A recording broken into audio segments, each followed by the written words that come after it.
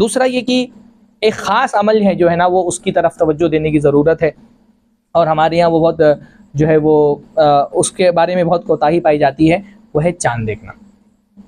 आज अभी 24 तारीख शुरू हो गई है ना, तो 4 दिनों के बाद 5वें दिन जो है जब 29 ज़ुल्क़ादा की तारीख़ होगी, तो एक सुन्नत हमको जो हमारे माशरे में बहुत मर गई है तकरीबन, वो सुन्नत वो है चाँद देखने की सुन्नत। लोग चाँद ही नहीं देखते। चाँद देखना मुसलमानों पर फ़र्ज़ किफ़ाया है। फ़र्ज़ किफ़ाया का मतलब सारे मुसलमानों की ज़िम्मेदारी है कि वो चाँद देखें। चंद लोग अगर वो ज़िम्मेदारी अदा कर देंगे तो दूसरे लोग गुनहगार नहीं होंगे, और अगर कोई नहीं अदा करेगा तो सारे के सारे गुनहगार होंगे।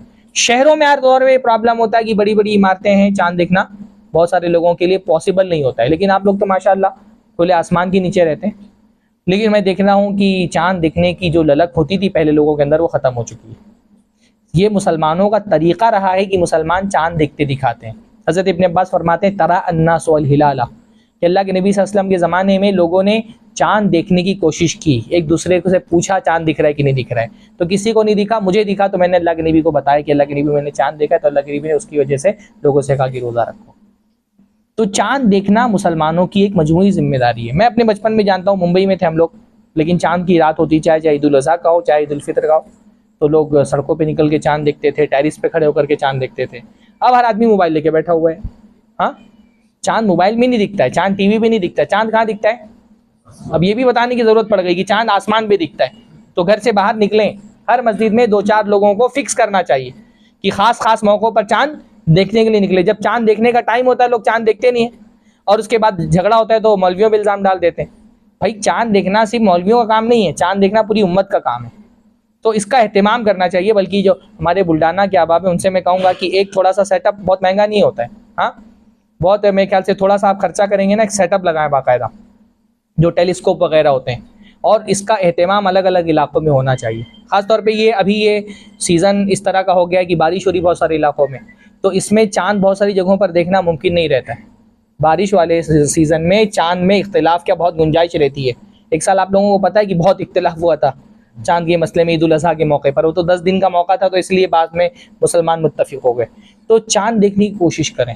चाँद देखना फ़र्ज़ किफ़ाया है, उमूमी तौर पे सुन्नत है, हम देखते नहीं हैं। तो अब बहुत सारी सुन्नतें चाँद देखने से जो मुताल्लिक़ हैं वो भी छूट जाती हैं। जैसे चाँद देखने की दुआ, चाँद देखने की दुआ याद है कि नहीं किसी को? हाँ, चाँद देखने की दुआ याद है? अल्लाहुम्मा अहिल्लहु अलैना बिल अम्नि वल ईमान, या बाज़ रिवायतों में यम्नि वल ईमान है, वस्सलामति वल इस्लाम रब्बी व रब्बुकल्लाह। ये हमारी तौहीद, ये दुआ भी हमको तौहीद सिखाती है कि दुनिया में बहुत सारे लोग चाँद की इबादत करते हैं, तो अल्लाह ने ये दुआ के ज़रिए से उस इबादत से हमको बरात का इज़हार किया है कि बंदा चाँद देख कर क्या कहे कि ये चाँद अपने से नहीं निकला है, इसकी रोशनी खुद से नहीं है। अल्लाहुम्मा अहिल्लहु अलैना बिल अम्नि वल ईमान, अल्लाह ताला अमन और ईमान के साथ इस चाँद को हमारे ऊपर कायम कर। वस्सलामति वल इस्लाम, और सलामती और इस्लाम के साथ रब्बी व रब्बुकल्लाह, ए चाँद मेरा रब और तेरा रब क्या कौन है? अल्लाह है। तो ये एक तरह से तौहीद का इज़हार करते हैं हम चाँद देख करके। ये चाँद इबादत के लायक नहीं है, बल्कि चाँद का भी रब कौन है? अल्लाह है। तो चाँद देखने का इंशाअल्लाह ताला खुसूसी तौर पे इन दिनों में एहतमाम करें, कोशिश करें चाँद देखने की। फिर उसके बाद दूसरी चीज़ जो है, क्योंकि नेकियों में सबसे अफजल नेकी तौहीद की नेकी है, तो उलमा ने कहा कि इन दिनों में तौहीद का खुसूसी तौर पर बयान करना चाहिए, तौहीद का इल्म हासिल करना चाहिए, तौहीद के बारे में पढ़ना चाहिए, तौहीद के बारे में पढ़ाना चाहिए, तौहीद पे गौर व फिक्र करना चाहिए। तौहीद की नेकी क्योंकि सबसे अजीम तरीन नेकी है। तीसरी चीज़, जैसा कि मैंने बताया कि गुनाहों से बचने की खुसूसी कोशिश करना चाहिए, है ना। अल्लाह ने फरमाया फला तुज़लिमू फ़ीहिन्ना अनफुसकुम, इन दिनों में अपनी जान पर जुल्म मत करो। तो खुसूसी तौर पे कोशिश करना चाहिए गुनाहों से बचने की, ये भी अल्लाह ताला की ताज़ीम का एक तरीका है। चौथी चीज़ ये है कि खलवत इख्तियार करना चाहिए। इब्न अब्बास वगैरह और इनके और भी बहुत सारे सहाबा के बारे में, ताबीन के बारे में आता है कि जब ये 10 दिन शुरू होते तो वो सारे लोगों से